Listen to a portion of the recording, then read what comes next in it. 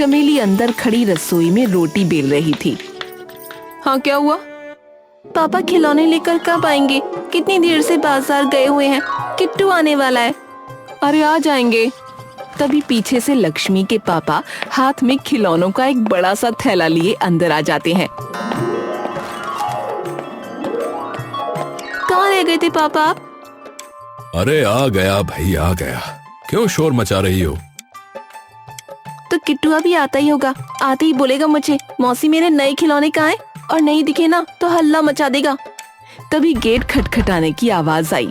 लक्ष्मी के चेहरे पर एक बड़ी मुस्कान आ गई और दौड़कर गेट खोलने वो चली गई। अरे आज तो भांजे के आने की खुशी में पैर ही नहीं टिक रहे इसके जमीन पे। चमेली भी फटाफट रसोई से बाहर निकल कर आती है।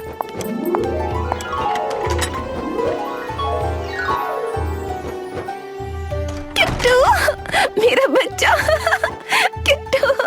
लक्ष्मी झपट कर सीधा किट्टू को अपनी गोद में ले लेती है। ए बुद्धू, दीजी आजी खड़े हैं तेरे, उनसे भी तो मिल ले जरा।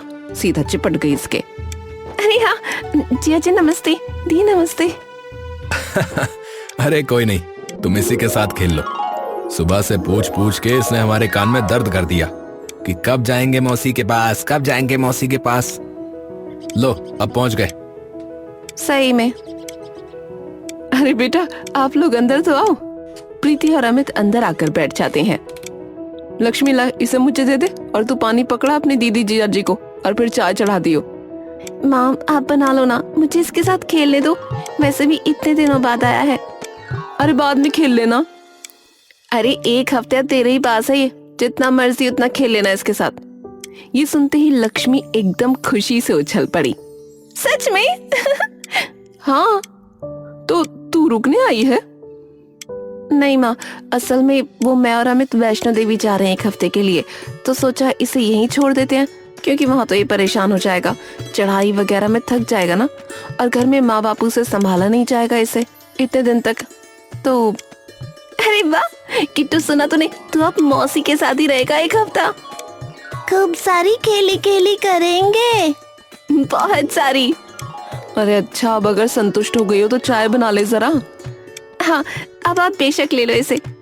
लक्ष्मी किट्टू को चमेली की गोद में पकड़ा देती है और अंदर चाय बनाने चली जाती है।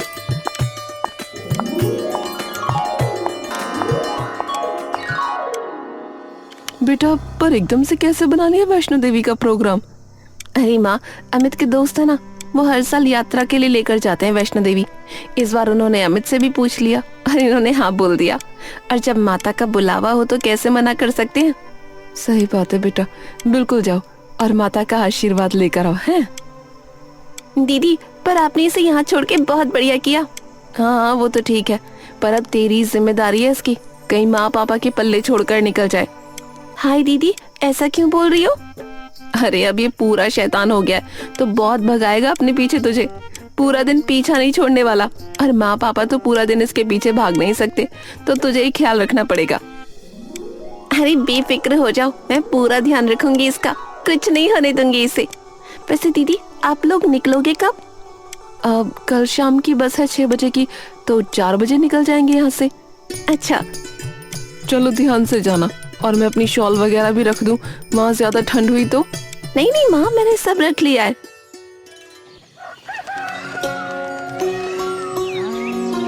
अगले दिन ध्यान से जाना दोनों, है ना? अमित आकर परवीन और चमेली के पैर छू लेता है। अरे अरे, आयुष्मान भव। जीते रहो जीते रहो। लक्ष्मी एक और बात, इसे ज्यादा दूध मत देना, उससे पेट खराब होता है इसका। अरे दीदी मैंने कहा ना, चिंता मत करो, आप बेफिक्र होकर जाओ। ठीक है। प्रीति किट्टू के पास आकर उसका माथा चूम लेती है। मम्मी कुछ दिनों के लिए बाहर जा रही है, तो मौसी और नाना नानी को तंग मत करना, ठीक है? मम्मी पर आप कहाँ जा रहे हो? मुझे भी चलना है आपके साथ। अरे तुम्हें अपनी मौसी के साथ नहीं रुकना? हम पूरा दिन खेली खेली करेंगे और खूब मस्ती करेंगे, तब भी नहीं रुकोगे? रुकूंगा। सब लोग हंसने लगते हैं। ये हुई ना बात। ठीक है माँ, हम चलते हैं। ठीक है बेटा। प्रीति और अमित वहाँ से निकल जाते हैं। किट्टू, करें खेली खेली शुरू? हाँ चलो। पूरे घर में मानो एकदम खुशी की लहर सी दौड़ जाती है। लेकिन किसे पता था कि ये तूफान के आने से पहले की चुप्पी थी। एक हफ्ते बाद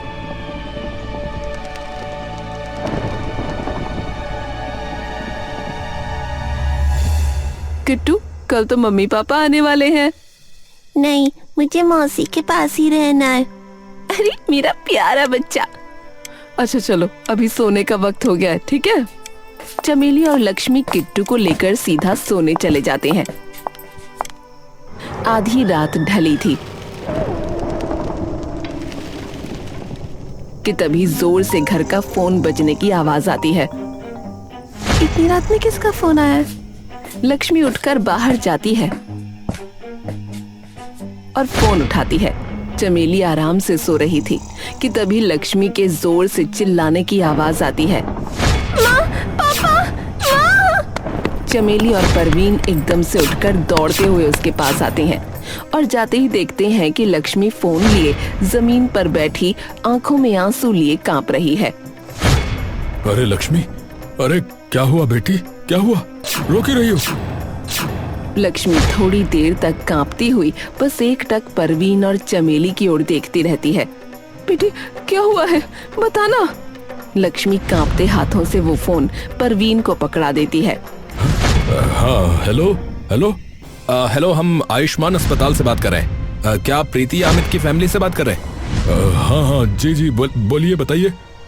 जी सर, हमें बड़े दुख से ये बताना पड़ रहा है कि वे दोनों जिस बस से आ रहे थे उस बस का एक्सीडेंट हो गया है, तो आप हो सके तो जल्दी से जल्दी यहाँ पहुँच जाइए प्लीज।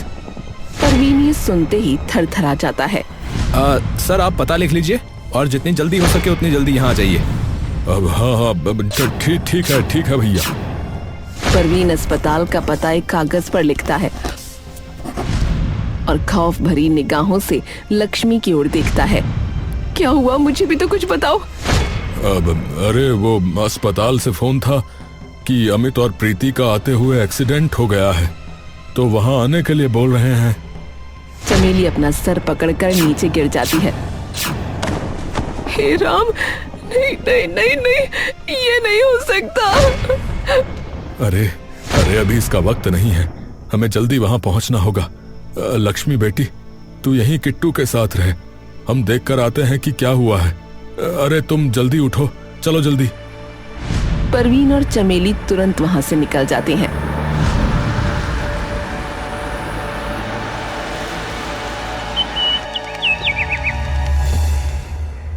और लक्ष्मी अगले दिन तक चुपचाप बस किट्टू के पास बैठी रहती है। और तभी एक बार फिर से घर का टेलीफोन बज पड़ता है। फोन उठा लेती है। हेलो। फोन के दूसरी तरफ से परवीन की आवाज आती है। लक्ष्मी। पापा, क्या हुआ? आप कहाँ हो अभी? सब ठीक तो है ना? अरे बेटी, किट्टू को लेकर इसके घर आजा। पर क्या हुआ है पापा, बताओ तो सही। तू आजा बेटी, यहाँ आके बता दूंगा। लक्ष्मी फोन रखकर किट्टू को तुरंत वहां से लेकर सीधा उसके घर पहुंच जाती है। और जैसे ही लक्ष्मी वहां पहुंचकर प्रीति और अमित को देखती है, उसके हलक से कुछ देर के लिए एक शब्द तक नहीं निकलता। लक्ष्मी। लक्ष्मी की आंखों से आंसू छलक उठते हैं। माँ, ये सब कैसे हुआ? बस आते वक्त किसी खाई में गिर गई। हे भगवान। लक्ष्मी किट्टू को जोर से अपने सीने से लगा लेती है। मौसी, क्या हुआ? मम्मी पापा वहाँ क्यों लेटे हुए हैं? ये सुनते ही लक्ष्मी और चमेली और बिखर जाते हैं। लक्ष्मी, तू इसे लेके अंदर जा, इसके लिए ठीक नहीं है ये सब देखना। लक्ष्मी किट्टू को अपने सीने से चिपकाकर अंदर ले जाती है, लेकिन किट्टू एक टक बस पर लेटे अपने मम्मी पापा को देख रहा होता है।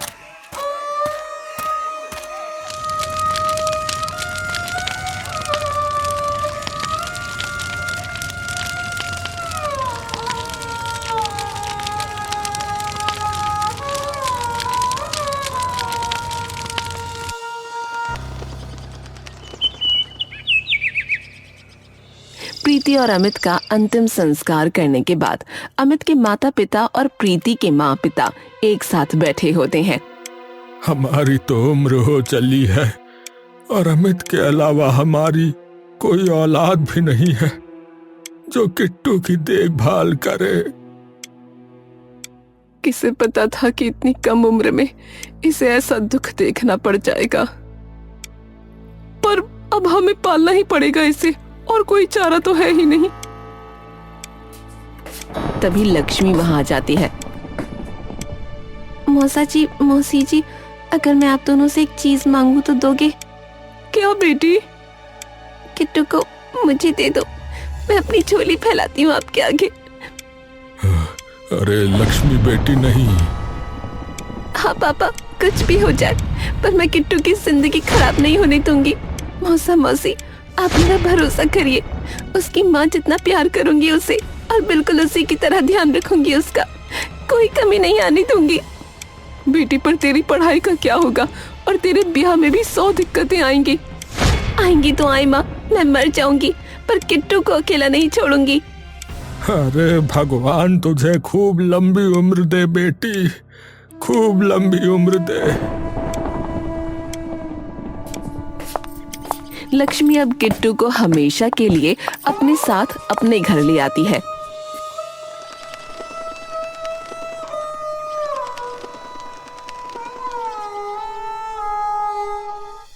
बेटी, अभी तो हमारा भी इतना ब्योत नहीं है कि इसकी परवरिश ठीक से कर ले, तो तू कैसे करेगी? पापा कॉलेज की पढ़ाई नहीं कर पाई तो क्या, स्कूल तो किया ही है ना, यहीं घर पे बच्चों को पढ़ा लिया करूंगी।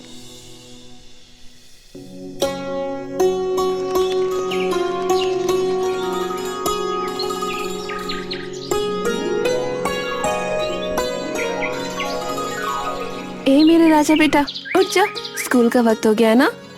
मौसी थोड़ी देर और सोने दो ना। उठ जा वरना देर हो जाएगी। किट्टू आंख मसलता हुआ उठता है। ठीक है। किट्टू उठकर फटाफट नहाने चला जाता है और लक्ष्मी उसका खाने का डिब्बा बांध देती है। किट्टू जल्दी से तैयार होकर बाहर आता है। मौसी, हाँ आई।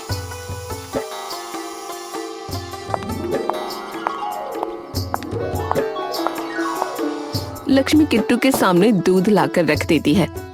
ये क्यों ले आती हो बार बार? क्योंकि ये सेहत के लिए अच्छा होता है, पी जल्दी से इसे। बचपन में तू ऐसा पागल हुआ रहता था इस दूध के लिए, अब नाक चढ़ाता है। बताओ मौसी, आज मेरे जूते भी लेने चलना है, याद है ना? पूरी तरह फट गए हैं पुराने वाले। हाँ बाबा, चल पड़ेंगे, तू दूध तो पी ले फटाफट। किट्टू अपना दूध खत्म करके स्कूल के लिए निकल जाता है। लक्ष्मी तभी झाड़ू उठाकर घर की सफाई करने लगती है। तभी चमेली और परवीन वहां आ जाते हैं।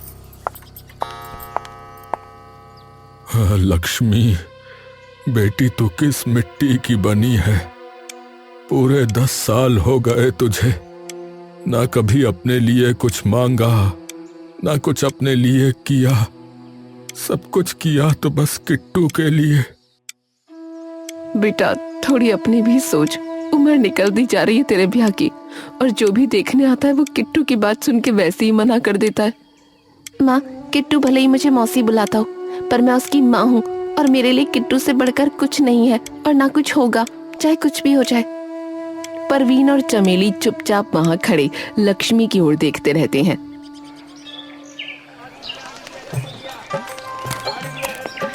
लक्ष्मी किट्टू को उसके जूते दिलाकर बाजार से वापस आ रही होती है।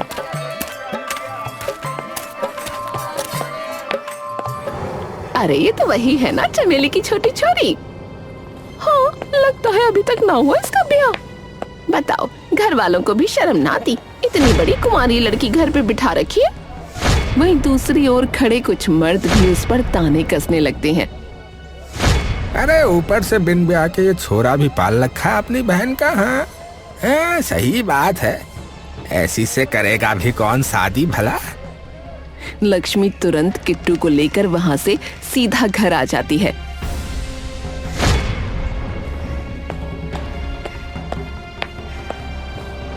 एक कोने में बैठे बिलख बिलख कर रोने लगती है।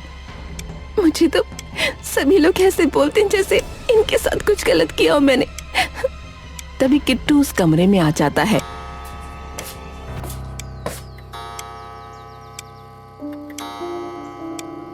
क्या हुआ बेटा?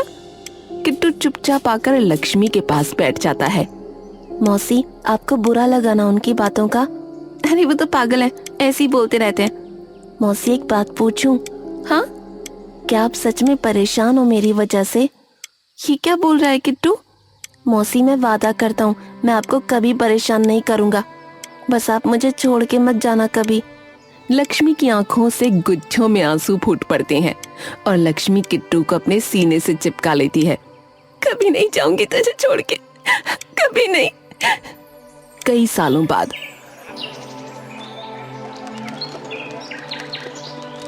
समय का पहिया कुछ ऐसे घूमता है कि कुछ ही सालों में लक्ष्मी के पिता भी चल बसते हैं। लक्ष्मी की जिंदगी में एक तरफ बूढ़ी माँ होती है और दूसरी तरफ किट्टू। माँ, पापा, नाना जी, आज बहुत बड़ा दिन है मेरे लिए। आज परीक्षा है मेरी, और अगर मैं इसमें सफल हो गया तो हम सबकी जिंदगी संवर जाएगी। मेरी, मौसी की और नानी की और दादा दादी की भी। तो अपना आशीर्वाद बनाए रखना। तभी पीछे से लक्ष्मी भी आ जाती है। चल जल्दी कर किट्टू, देर हो रही है। किट्टू फटाफट से अपना बैग उठाता है और जाकर अपनी नानी के पैर छू लेता है। आयुष्मान भवः। किट्टू फिर जाकर लक्ष्मी के पैर छूता है। भगवान तुझे सारी सफलता दे। चिंता मत करो मौसी, अब तो थानेदार बनकर ही आऊंगा। ठीक है। अरे, आपकी खांसी नहीं रुक रही है, आप डॉक्टर के पास क्यों नहीं जा रही हैं? अरे मैं चली जाऊंगी, तू मेरी चिंता मत कर, तू जा जल्दी। किट्टू तभी बाहर निकल जाता है और लक्ष्मी जोर जोर से मुंह पर हाथ रखकर खांसने लगती है। तभी चमेली वहां आती है और लक्ष्मी का हाथ पकड़कर देखती है जिस पर खून लगा होता है। बता क्यों नहीं देती तू उसे? माँ, अगर उसे पता लगा कि मुझे ये बीमारी है तो सब छोड़ छाड़ कर मेरे पास बैठ जाएगा। अरे तो तू यूं ही मरती रहेगी क्या? इलाज के सारे पैसे तूने उसकी पढ़ाई पर लगा दिए। उसका सपना था माँ, हमेशा से थानेदार बनने का।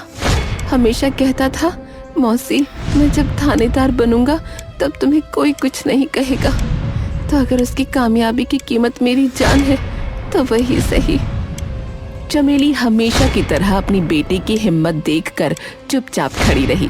कुछ दिनों में किट्टू की परीक्षा का परिणाम भी आ जाता है।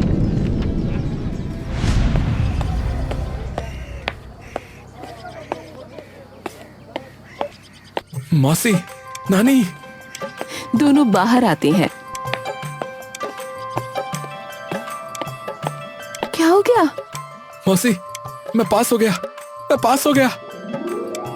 ये सुनते ही लक्ष्मी की आंखों से खुशी के आंसू छलक उठते हैं।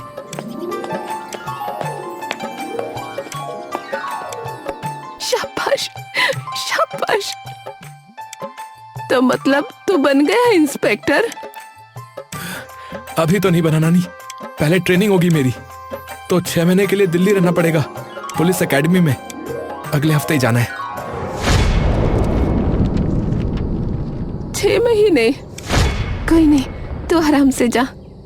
मौसी आप चिंता मत करो, एक बार इंस्पेक्टर बन गया ना फिर तो आप लोगों के साथ ही रहूंगा। जीप में घूमेंगे, जीप में। हाँ बिल्कुल, जा तू अब तैयारी कर दे अपने जाने की, और कुछ खरीदना हो तो पैसे दे दूंगी।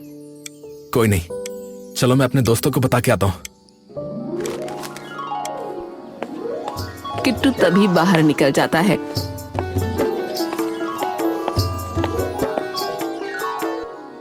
बेटी मर जाएगी तू, बता देना उसे। नहीं माँ, अगर उसे पता लगा तो वो बिल्कुल भी नहीं जाएगा मुझे छोड़ के। आपको पता है ना, इसका इलाज सरकारी अस्पताल में भी तो करवा सकते हैं। भगवान ने कितना बड़ा दिल दिया है तुझे, ऐसा कि अपने बारे में एक बार भी नहीं सोचती।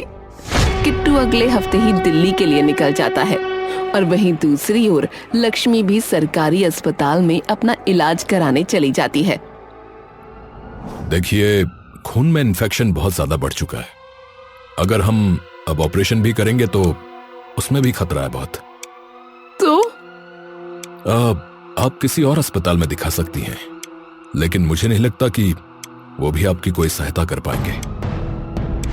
कितना वक्त है डॉक्टर साहब? देखिए, ज्यादा से ज्यादा 6 या 8 महीने। क्षमा कीजिएगा। हे भगवान, ये कैसी दुर्गति करी है मेरी। मुझसे मेरा सारा परिवार चिंता जा रहा है।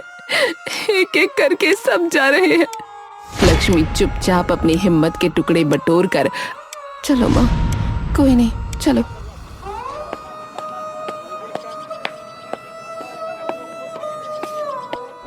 महीने यूं ही बीतते जाते हैं और लक्ष्मी की हालत बद से बदतर होती जाती है। बुला ले अब तो किट्टू को।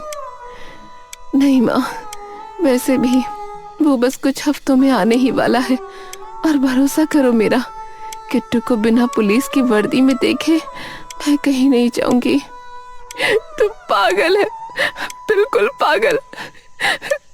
लक्ष्मी के चेहरे पर एक फीकी सी मुस्कान आ जाती है, और जब तक किट्टू वापस घर आता है तब तक लक्ष्मी अपने अंतिम क्षणों पर पहुंच चुकी होती है। मौसी, नानी। तभी किट्टू की नजर एकदम से बिस्तर पर लेटी एकदम पतली दुबली लक्ष्मी पर पड़ती है। उसके बगल में चमेली बैठी होती है।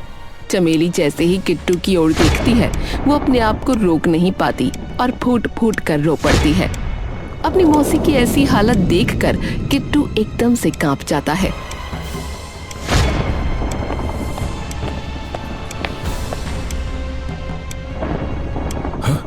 मौसी, मौसी, मौसी, ये क्या हुआ? ये क्या हुआ आपको? आपने मुझे बताया क्यों नहीं कुछ? क्योंकि तू सब कुछ छोड़ छाड़ के आ जाता। फिर जरा थोड़ा दूर खड़ा हो जा, मैं भी तो देख लूं कि मेरा किट्टू वर्दी में कैसा लगता है। किट्टू कांपते पैरों से थोड़ा पीछे जाकर खड़ा हो गया। एकदम सुंदर। किट्टू फिर से अपनी मौसी के पास आकर बैठ जाता है। मेरी बात ध्यान से सुन, मैं अब जाने वाली हूँ। नहीं, नहीं, नहीं, नहीं, आप झूठ बोल रही हो। आप झूठ बोल रही हो, ये सच नहीं है। बात सुन ध्यान से। किट्टू चुपचाप अपनी मौसी के पास अपने कान ले आता है। अब नानी का भी ध्यान रखना है तुझे, और अपना भी, ठीक है? किट्टू कुछ नहीं बोलता, बस नीचे देखकर रोता रहता है। किट्टू, वादा कर मुझसे, मेरी आखिरी इच्छा भी पूरी नहीं करेगा? किट्टू कांपते हाथों से लक्ष्मी का हाथ पकड़ता है। वादा करता हूँ, वादा करता हूँ। हाँ मेरा प्यारा बेटा। और बेटा, अगर तेरी परवरिश में कहीं कमी रह गई हो तो माफ करना। मौसी, क्या बोल रही हो? आपने सब कुछ दिया है मुझे, सब कुछ। आप मौसी नहीं, आप मेरी माँ हो, है ना माँ? लक्ष्मी के चेहरे पर हल्की सी मुस्कान आ जाती है और लक्ष्मी अपना दम वहीं तोड़ देती है, मानो वो इस लम्हे का इंतजार सदियों से कर रही थी। माँ, माँ! चमेली जमीन पर गिरकर रोने लगती है और किट्टू धीरे से लक्ष्मी की पलकों पर हाथ फेरकर उसकी बेजान आंखें बंद कर देता है। धन्यवाद माँ, धन्यवाद आपका।